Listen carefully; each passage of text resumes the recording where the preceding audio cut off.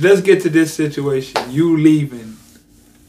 What's the main reason you're leaving? Man, it's just to save my career. I'm not gonna lie to you. Like, that's really what it is. I mean, it's a business at the end of the day, man. Like, I'm not about to sit here and like be played for a fool. You know, as far as like, you know, coming in here, you know, my first 4 games, I'm averaging 20. I'm leading the league in scoring. I'm averaging 22. You was leading the league in scoring at that time? Well, I was like top 3. At least, because when I looked at the like leading scores, it was like the highest was like 21. Yeah, like at the time, I mean, I guess like at the time, like everybody, I was like top 3. Somebody fumbled. So like another American, he went to like a small school in Minnesota. He was averaging 28. So I'm watching his film.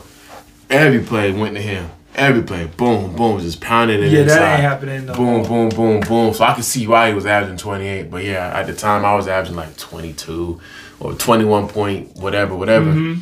You know, first 4 games, you know, the next thing. Good start. You know, the next thing, you know, I told you everybody was like coming back from injury and stuff, you know.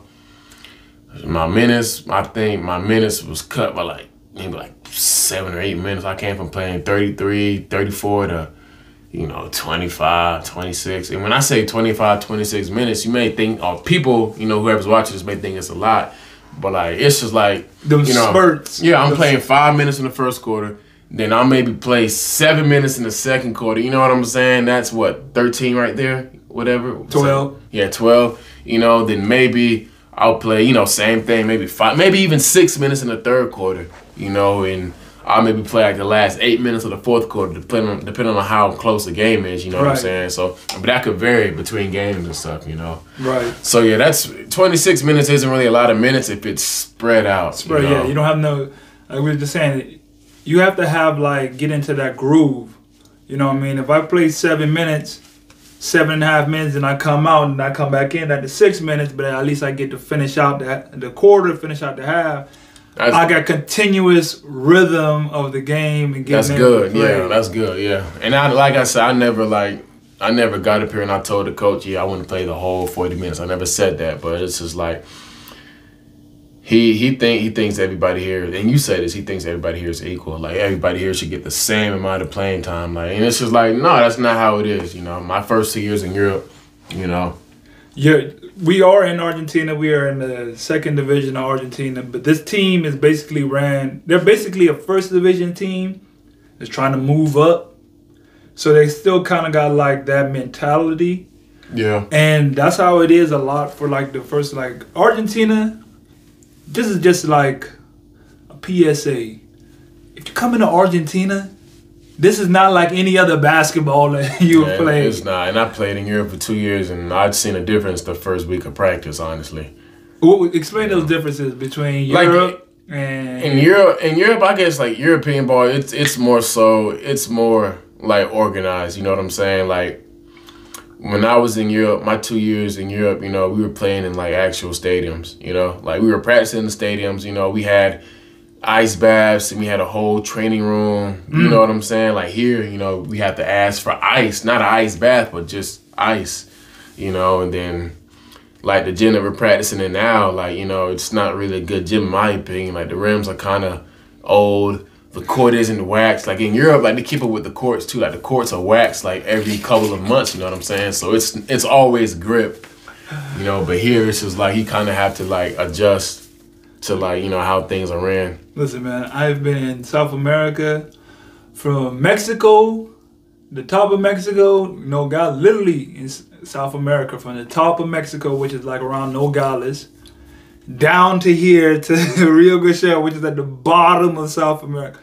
In the rims and courts, you're gonna find very few that are just like perfect court, clean wax, nice gym, nice stadium.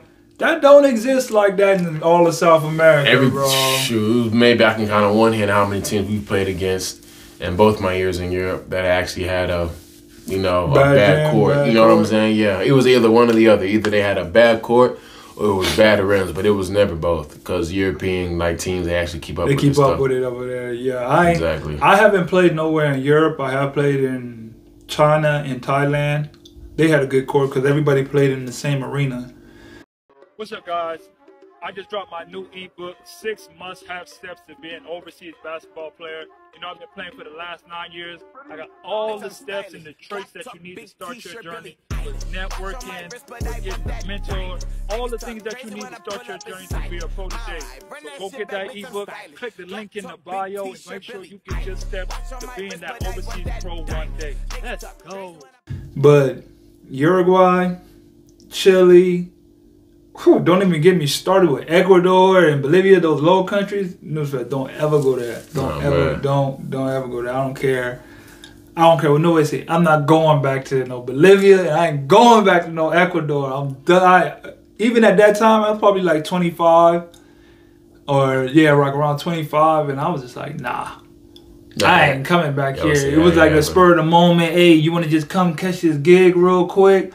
I was like, yeah, you know what I'm saying? It was like for 2 months. Okay, I'll go on. Man, from the start, day one, it was problem. Day one in the airport. I was in the airport for 12 hours because they didn't do my visa situation on interest. So I'm like, y'all just not going to tell me that, or you ain't going to get this paperwork filled out that I'm coming into the country. Y'all got the flight.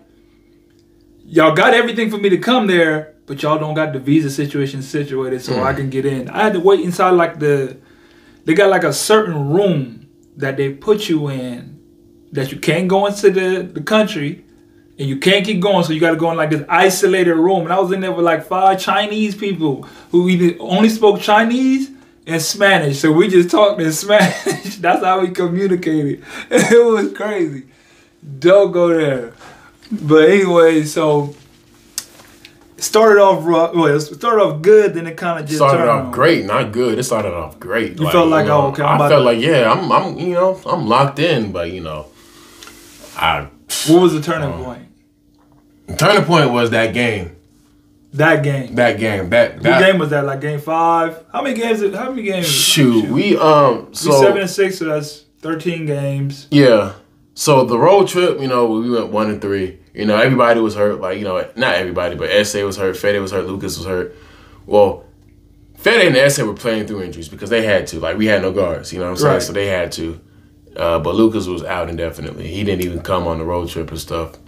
But yeah, so after like those 4 road trips, like those 4 road games, that whole road trip, that's when I averaged like 22 or however many I averaged. And on the road too. On the road, that makes a bigger difference when you can do it on the road compared to at home. I didn't even think about it like that. I don't, me personally, I don't believe in home court advantage. I just believe in a court and 2 goals. Right. Honestly, you know what I'm saying? I don't. But yeah, and then like in the 5th game, which was our first home game, it might have been the 5th or the 6th game. It was one of the 2. That's when it hit me, and I was just like, right then, like it just drained me. It's just. It's like I was a fire and my own coach put out the fire. Like he put out the fire, which was me by like. Did you feel like he was rocking with you in the beginning though? Like I did. I felt like he was rocking with me because it was just like I was taking the ball, I was pushing it in transition, getting layups, getting dunks, I'm shooting threes, I'm doing everything. But it's just like now, everybody came back from injury. It was just, you're just a regular player now. Like you know what I'm saying? Just a joke. Yeah, no disrespect to Joe, but a Joe. And you said the other guy. I don't know his name was Grantham. Yeah. And his situation, because he left quick. Yeah, he left. Yeah, shoot. From today, he probably left like almost a month ago. So season wasn't even really starting up yet. I mean, it started, but it wasn't. How long did he leave before I got here? Because I only been here like 3 weeks. Probably like a week and a half. Yeah, like I said, it was around the same time for him, and he was actually a good player. Like he went to Arkansas State. You know what I'm saying? Mm-hmm. He shot 43% when he was in Brazil, so he's a lights out shooter. He can shoot it. Yeah, you go a whole season, you shooting at least 43. That means you know what I'm saying? Yeah. So we had plays ran for him in practice. He had like 4 or 5 plays. Him coming off of screens and stuff. We get into the games, we don't call that one play. Plays are ran for S.A., Fede, Laureano, Gonzalo. You know what I'm saying? Palma. So it was just like, and then, I couldn't really vibe with it. You know what I'm saying? Like, I could understand that they were scoring at a high clip. All right, yeah, cool, but, It was, yeah. Like, no disrespect, but, you know, the teammates that we're playing with, they're not that good. You know, for them to just have plays ran to them every play and they're scoring at a high clip. Not for them not to be running the plays through you. I feel exactly, yeah. I feel like towards the end, like the last through, like we just came off a 11-day road trip. That job was brutal. 11-day was. That was brutal. Like we have the 11-day road trip where you going from traveling all day, then you got a game the next day, then you travel, then another game, then travel, another game, travel, another game, come back, and another game. Like, that's brutal. You know what I'm saying? And then, like, this, you started off the road trip good. I fouled out. Yeah. You feel me? I played like 18 minutes. Like, I'm still trying to get myself inside the groove of even this, like, this league, how the refs calling the game, all this and that. And I'm like, but you held us down. And then, I don't know where it went. I don't know where, or I should say, I don't know why. I don't know why either. I don't even now at this point, it's just like I don't really have like any emotions anymore. You know, I had nothing to say to the coach, honestly. I haven't spoken to him this whole road trip. You know? The tension between y'all two, the entire time for the road trip, like he didn't want to talk. Y'all didn't look like y'all didn't want to look at each other. It was just because it was like the first road trip. You know, first game we fouled out. You know, we won at 18-8, and then the second game, you know, I had a solid game. I had 10-8, 10 points, 8 rebounds. You know, same amount of rebounds. And then the third and fourth game, you know, I'm not even seeing the first quarter. So it was just like.